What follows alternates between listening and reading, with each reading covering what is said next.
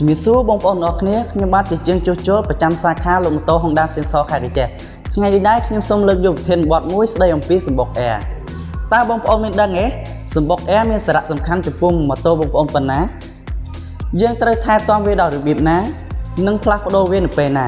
អញ្ចឹងកុំឲ្យខាតពេលយូរសូមបងប្អូនទាំងអស់គ្នាតាមដានទស្សនាដូចតទៅ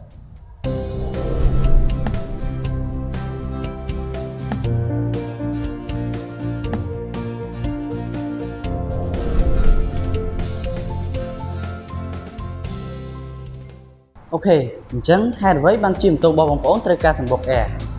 សម្បុក Air នេះប្រៀបដូចជាច្រមុះរបស់មនុស្សយើងអញ្ចឹងមនុស្សយើងត្រូវការច្រមុះដើម្បីដកដង្ហើមចំណែកឯម៉ូតូក៏ត្រូវការសម្បុក Air ដើម្បីដកដង្ហើមដែរនៅពេលដែលយើងជិះយូរទៅសម្បុក Air វាអាចនឹងមានដីឬមួយក៏ទលាយតោងទេអញ្ចឹងវាធ្វើឲ្យម៉ាស៊ីនម៉ូតូរបស់លោកអ្នក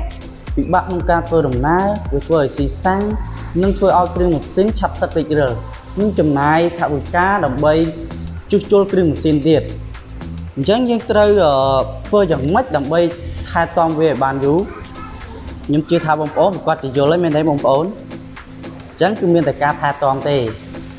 ហើយថែទាំនេះថែទាំដោយរបៀបណាបងប្អូននៅពេលបន្តិចទៀតនេះខ្ញុំនឹងបង្ហាញពីរបៀបថែទាំសម្បុក Air ជូនបងប្អូនអូខេអញ្ចឹងខ្ញុំសូមបង្ហាញពីរបៀបថែទាំសម្បុក Air បងប្អូនឃើញហើយសម្បុក Air ទាំងពីរនេះគឺមានប្រភេទខុសគ្នាសម្បុក Air នេះគឺជាសម្បុក Air ប្រភេទស្ងួតគឺយើងប្រើប្រាស់បានចំពោះម៉ូតូចង្កឹះលេខមានដូចជា trim ហើយនិង wheel ហើយសម្បុក Air ប្រភេទនេះគឺជាសម្បុក Air ប្រភេទសើមគឺយើងប្រើប្រាស់បានចំពោះម៉ូតូអូតូមានដូចជា Scoopy, Zoomer, Bit, Click, PCX ជាដើមហើយចំពោះការសម្អាតរបស់វាគឺយើងដោះវាចេញមកយើងអាចគោះទៅលើផ្ទៃរាបស្មើបានណាបងប្អូនយើងអាចគោះទៅលើកន្លែងចេះឲ្យបានទេគឺវាធ្វើឲ្យខូចសម្បុក Air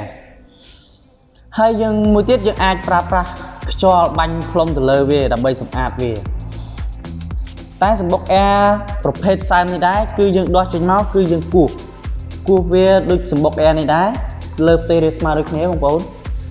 ហើយមួយទៀតយើងអាចប្រើប្រាស់ខ្យល់បាញ់ផ្លុំទៅលើវាគឺវាធ្វើឲ្យសម្បុក Air នេះខូចបាទតែខ្ញុំសូមបញ្ជាក់ថាមុននេះខ្ញុំគ្រាន់តែលើកឧទាហរណ៍មកបង្ហាញបងប្អូនដើម្បីឲ្យយល់ពីវិធីសម្អាតសម្បុក Air នេះទេតែជាក់ស្ដែងគឺសម្បុក Air ទាំងពីរនេះគឺវាខូចទេបងប្អូនឃើញទេគឺវាសិតតែដីគឺយើងធ្វើការសម្អាតមិនក៏អត់បានដែរក៏អត់កើតដែរលក្ខណៈនេះគឺយើងត្រូវតែផ្លាស់ប្ដូរវាចោលបងប្អូនអញ្ចឹងខ្ញុំជឿថាបងប្អូនបានតាមដានវីដេអូនេះបងប្អូនប្រកាសជាយល់ច្បាស់ពីវិធីថែទាំសម្បុក Air នេះហើយបាទសូមអរគុណចំពោះបងប្អូនដែលបានតាមដានវីដេអូនេះបើសិនជាបងប្អូនគិតថាវីដេអូនេះមានអត្ថប្រយោជន៍ចំពោះបងប្អូនសូមបងប្អូនជួយចូលទៅ Channel YouTube របស់ Honda Sensor ដើម្បីចុច Subscribe ហើយនិងចុចរូបកណ្ដឹងចំពោះ Facebook សូមបងប្អូនជួយចុច Like ហើយនិង Share វីដេអូនេះជាចុងក្រោយខ្ញុំសូមអរគុណដល់បងប្អូនទាំងអស់គ្នាដែលបានចំណាយពេលវេលាដ៏មានតម្លៃតាមដានវីដេអូនេះតាំងពីដើមរហូតដល់ចប់ហើយក៏សូមជូនពរអតិថិជនទាំងអស់គ្នាឲ្យមានសុខភាពល្អរកទទួលទានមានបានសូមអរគុណសូមជម្រាបលា